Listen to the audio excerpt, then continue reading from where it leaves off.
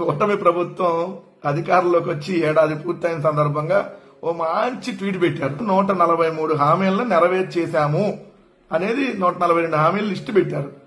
ఒకటి, మహిళలకు ఉచితంగా బస్సు ప్రయాణం ఇచ్చేశారంట. అన్నదాత సుఖీభావ రైతుకి 20,000 వేసేశారంట అకౌంట్ లో. తల్లికి వందనం 15,000 అకౌంట్ లో వేసేశారంట.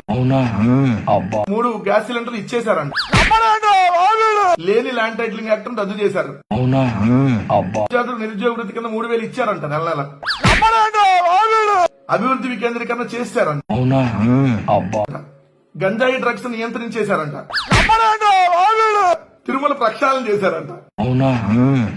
తెలంగాణతో విభజన సమస్యలు పరిష్కారం అయిపోయినాయంట. నిర్మాణం, ఇంటి నిర్మాణానికి 4 లక్షలతో పాటు గ్రామంలో 3 సెంట్లు, పట్టణాల్లో 2 సెంట్లు మంజూరు చేసేశారంట. కర్నూలుకి హైకోర్టు బెంచ్ తీసుకెళ్లిపోయారంట. పోలవరం నిర్వాసులకు R&R ప్యాకేజ్ మొత్తం ఇచ్చేశారంట.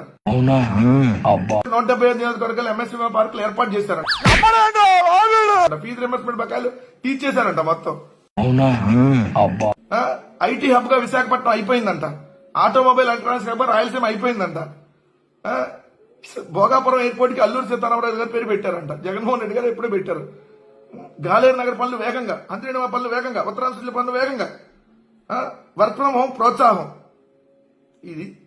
ఇవన్నీ చూసిన తర్వాత ఎంత దారుణం. ఒక్కటంటే ఒక్క హామీ కూడా నెరవేర్చకుండా మనం చేయని కూడా ఎంత స్ట్రాంగ్ గా చెప్పొచ్చని మిమ్మల్ని చూస్తేనే తెలుస్తుంది సార్. ఒక వర్గానికి మీరు ఇన్స్పిరేషన్. నిజంగా వీళ్ళని చూస్తా ఉంటే పక్క ఎక్కడ హైదరాబాద్ లో ఎర్రగడ్డ ఆసుపత్రికి ఏమైనా తీసుకెళ్లాలా? అండ్ ఎవరికైనా చూపించండి రా, వదిలేయకండి రా బాబు అలాగా.